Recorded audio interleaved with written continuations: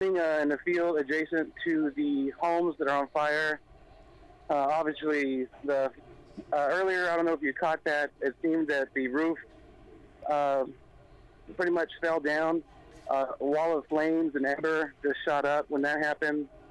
From what I see, there are at least 7 or 8 multiple fire trucks and ambulances out here. I do see one person being tended to by EMS. However, I'm pretty far away. They're keeping us cleared back away from the scene, obviously. Okay, we are looking at some live video, Eddie, from our tower cam, and the flames are still shooting up. Now we have our photographer, I believe Dave. Is that Dave? Aaron, on our producer, Aaron, is that Dave who's on scene? Anyway, we have one of our photographers there on scene shooting the flames really close. It is our photographer, Dave Gonzalez, and they are trying to keep, like Eddie said, I mean, they're trying to keep you guys away from the scene as well. Eddie, I just heard a third alarm has been called. We confirmed about 10 to 11 trucks are on scene right now, so this means they're only calling in for more reinforcement to try to battle this. That's correct. So you were you sleeping at 5:30? I mean, what happened? What was your experience like when this happened? I was actually watching, of course, 3 News, you, John Thomas, and Jane. And shortly, about 30 minutes ago, my entire apartment shook. I had initially thought a vehicle had struck my apartment unit. However, when I looked outside, I noticed that was not the case, as I saw smoke and flames shooting out at these nearby homes. So naturally, I just went outside just to investigate, and then I saw multiple units just arrive and police shutting down streets. How soon did they arrive when you started checking things outside? Immediately. I guess whenever the explosion first occurred, at least 2 minutes passed by until I remember seeing an ambulance passing by, and then all the fire trucks racing down the streets of McArdle. Yeah, so quick response. That's good to hear. We are just getting word now that they are evacuating some of the homes nearby as well. Eddie, I'm going to have you hold on for a second. I'm going to check in with John Thomas, my co-anchor, who is on scene now. John, what do you have? What can you see? Jane, we are out here. We are at Holmes and McArdle. This is over, I'm sorry, okay, I don't know if y'all can hear me right now, but an explosion went off around 5:30 over here in this neighborhood. Everybody's been evacuated out of here so far. I've been told by witnesses that at least one person was taken out of here by ambulance, possibly severely burned. We felt this explosion at our station right around 5:30. It shook our entire station.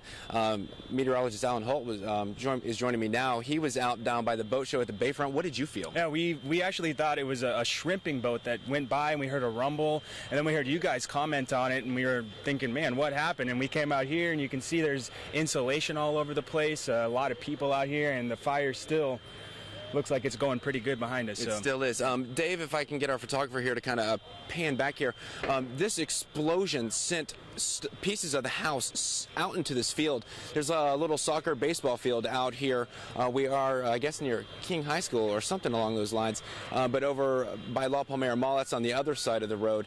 But you can see fire crews are frantically working right now to contain this fire. A large plume of smoke is filling this area. Traffic's been slowed down on McArdle, but as you can see, there's a lot of work to be done. There is no word right now on casualties or the injuries.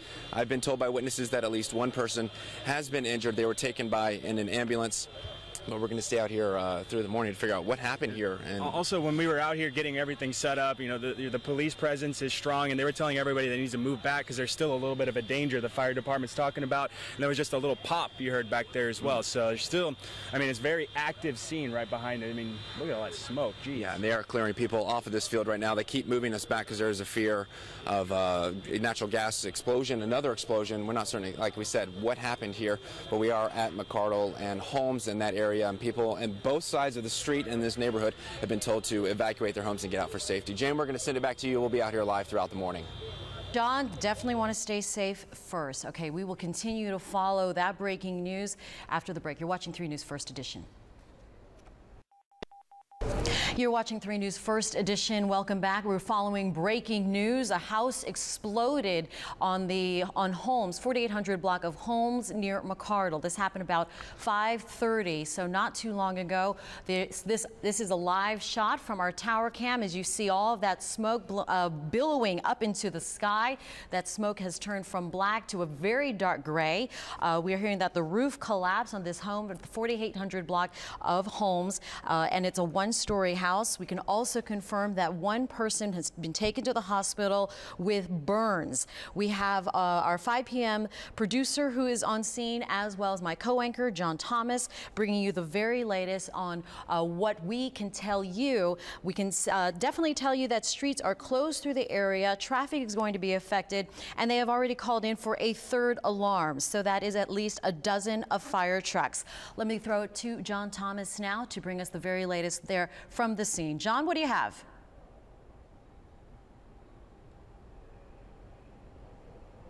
Okay, Jane, we are at the scene right now. They keep pushing us back further and further because they're trying to warn people about the danger that happened here. But let's get right to it right now. You can see this house. It looks like they're getting the fire contained right now. There's still a large plume of smoke. But as you mentioned, around 5:30, a large explosion, so large that we felt it in our studios, which is about 3 blocks over. I had a chance to speak with a few residents who said they felt it 3 or 4 blocks back. We are on Holmes near McArdle. You can see there are several fire engines out here. I'm counting at least 5. And then the crews that are on board those, they're trying to contain this. Everybody's been evacuated on either side of the home that was impacted by this explosion. I can tell you that at least one person was taken by an ambulance to an area hospital with burns. That's by a witness statement only. We haven't had that confirmed with police. Right now they're trying to make sure everybody's safe in this area. Alan Holt, what did you find here? I mean, this is, I guess, insulation, and this is over by our news unit that's maybe a block away from the scene, and it's everywhere. This, I guess, just blew up on the top of the roof. I guess is the insulation. You can see how it's charred there, and you're telling how big the explosion was at the studio. We were down at the bayfront, of course, doing the Saltwater Expo. We heard it there and felt it. We were like, what's going on? Me and Dave, our photographer here, and it was a big explosion, big enough to feel it and hear it down on the bayfront, however many miles away that is, but not good. Yeah. And we haven't learned the cause of this explosion yet, just that people are trying to be pushed back for safety. The field has been cleared out where we're standing right now. The debris field, if we can get a look at that, Dave, I know you're panning back a little bit here. You have a chance to see just the amount of, I guess, insulation, as Alan pointed out, and wood and stuff from the roof of this house blown out on the other side of the street into this field. A lot of people, as you can imagine, came out wondering what on earth that shock was, that explosion.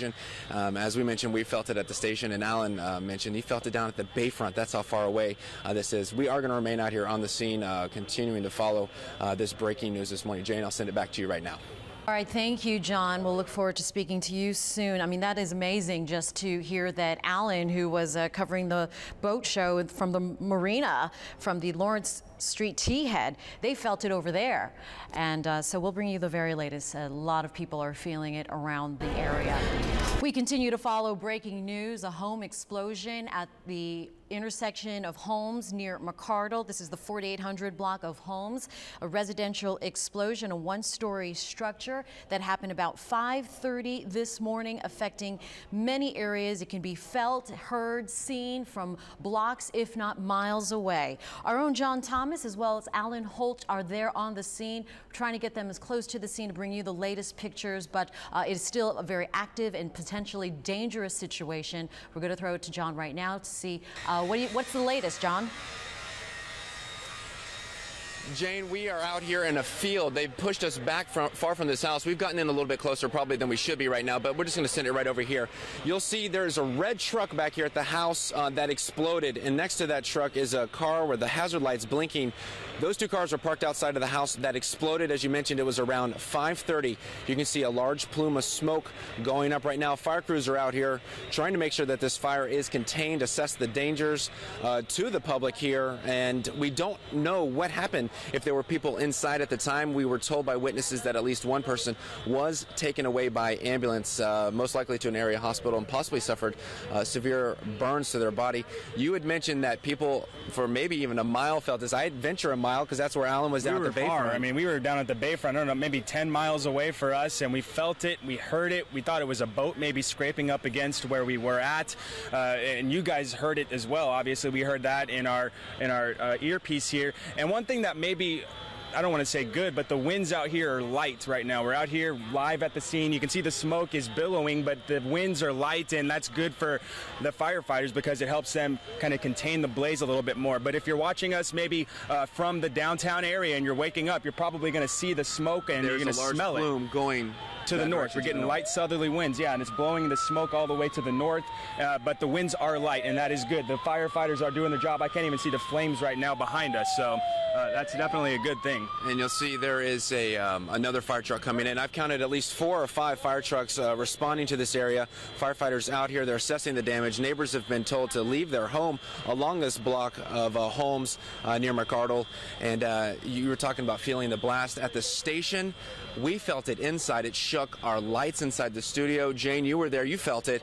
It shook the TV monitors that we had. Dust came down from the ceiling. It felt like something landed on top of our building, and it felt like a mini earthquake. I heard you guys say we might be the news this morning because it was that close to you. And look at this. We have all this insulation. This is just some of the debris. When we rolled up on the scene about a block and a half away, this was all over the place. Just that blew off the top of the house, I guess, and the winds carried this a pretty good distance. So we have residents that I had a chance to speak with a second ago that felt it 3-4 blocks over, which is in line with our studios, and as you mentioned, down by the bayfront, just unbelievable. We heard it down there, yeah. Unbelievable explosion. It shook through the body.